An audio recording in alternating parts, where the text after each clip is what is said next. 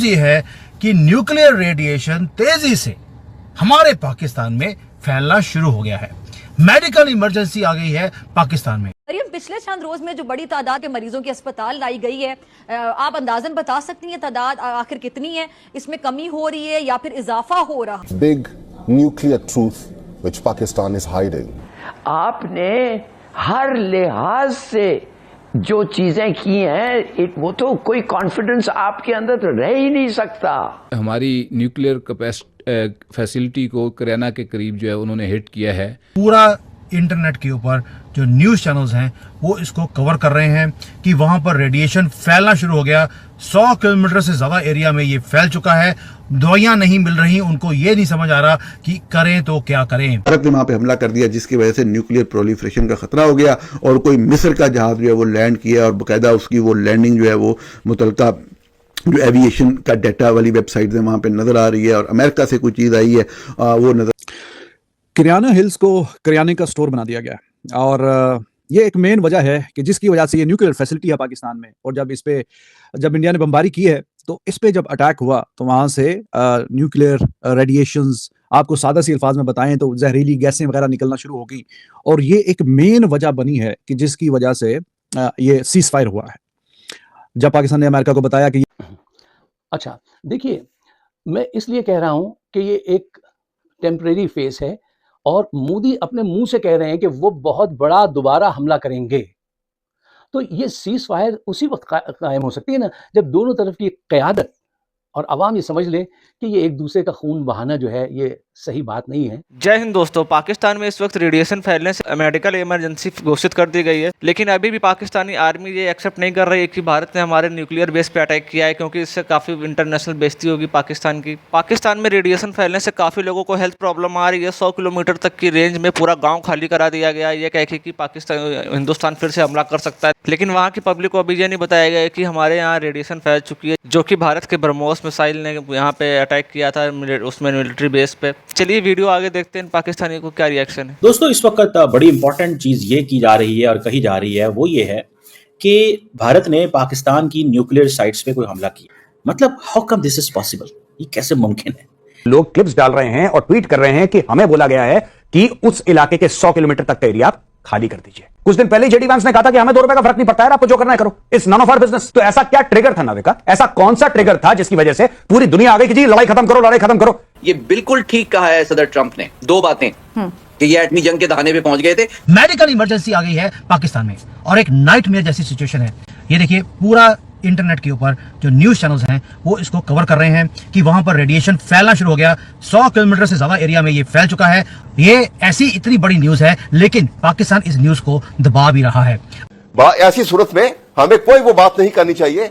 हमारी कौम वो है कि जो मौत के लिए तैयार खड़ी है, गले लगाने के लिए, दुश्मन से लड़ने के लिए तैयार है, धूल चटाने के लिए बेकरार। अच्छा बेटा, आपके मासूम जो शहीद हो रहे हैं उनसे अल्लाह की मुलाकात होगी, दुनिया में उन पर क्या बीती इस पर भी बात होगी।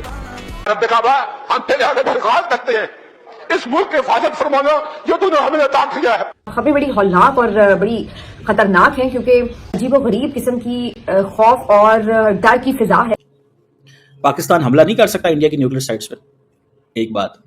दूसरी बात, back in 1988 there is an agreement between India and Pakistan that nobody will target the nuclear facilities. देखिए इसमें क्या है ना, हम दोनों देशों के बीच में एक अग्रीमेंट अभी भी कायम है, वो nuclear non attack on nuclear basis. Okay, यानी कि हम 1 जनवरी को हर साल हम एक दूसरे के जो न्यूक्लियर इंस्टॉलेशंस हैं वो एक दूसरे को जीपीएस कोऑर्डिनेट और नाम बताते हैं, उस पे हमला करना मना है। ओके, अब अगर इस पे हमला हुआ है इसका मतलब है पाकिस्तानियों ने हमको इसके बारे में बोला ही नहीं था।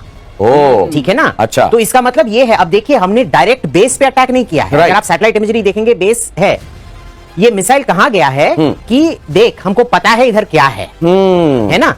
इसे कहते हैं सिग्नलिंग स्ट्राइक।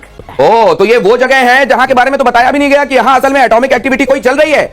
गौरव आर्या, न्यूक्लियर युद्ध हुआ कि नहीं, यानी कि हमने न्यूक्लियर स्टोरेज फैसिलिटी डिस्ट्रॉय की कि नहीं, क्योंकि यह सवाल सबसे ऊपर मन में चल रहा है और कई तरह की रिपोर्ट्स आ रही हैं। आज टॉम कूपर जो कॉम्बैट एविएशन के एक्सपर्ट हैं, हिस्टोरियन हैं, उन्होंने कहा कि एंट्री और एग्जिट दोनों भारत ने डिस्ट्रॉय कर दिया। यह किराना हिल्स के पास था, वहां से स्मोक दिखने की सैटेलाइट विजुअल्स भी है, आधिकारिक नहीं है, सरकार के द्वारा नहीं है, लेकिन है।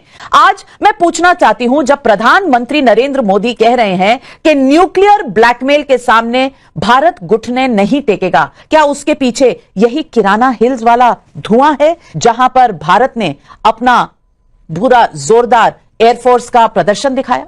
नाविका, इसमें 2-3 बातें। पहली चीज तो यह है कि भारत ने इंटरनेशनल बॉर्डर क्रॉस करा, लाइन ऑफ कंट्रोल क्रॉस करा, पाकिस्तान की एयरफील्ड्स में हिट करा। ये क्लाउनिश स्टेटमेंट जरा देखें।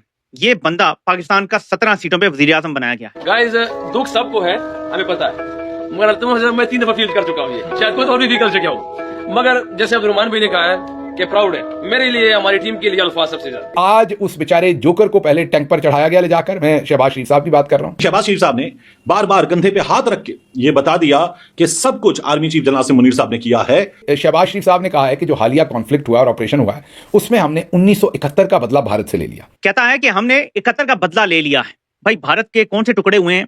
1971 के अंदर आपको याद नहीं है, पाकिस्तान 2 टुकड़े हो गया था, मशरकी पाकिस्तान पूरा का पूरा अलग हो गया था। तो आज भारत का कौन सा टुकड़ा कट के अलग हुआ? क्या साउथ इंडिया अलग हो गया?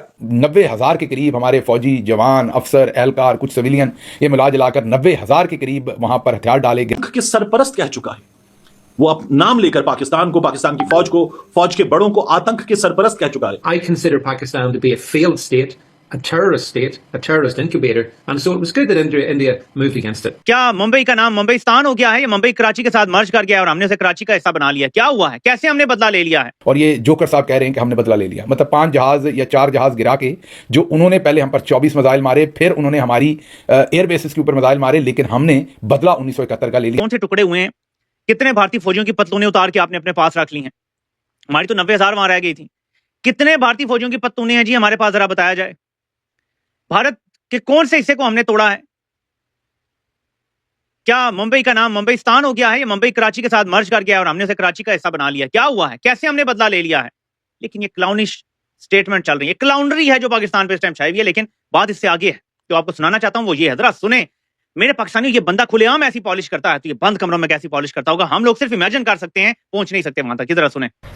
इस पूरी जंग की प्लानिंग जनरल शहीद आसिम मुनीर ने की, इंतहाई दलेरी से, दानिशमंदी से।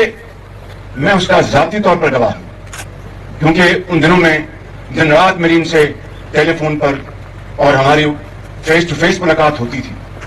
और जिस हौसले के साथ मैं आपको ये कहना चाहता हूं कि बतौर एक पाकिस्तानी के मुझे इनके ऊपर फख्र है, ये कौम के फख्र है, कौम के फख्र, कौम के बेटे हैं ये बिल्कुल। और इसी तरीके से ए मार्शल ज़हीर, कभी देखा है किसी मुल्क के वज़ीर-ए-आज़म को पॉलिश में इस हद तक आगे जाते हुए? खुद साख्ता तारीफें, सताइशें बाहमी चल रही हैं। मैं गवाह हूं, मैं वहीं मौजूद था, मेरे इनसे फोन पे राब्ते थे।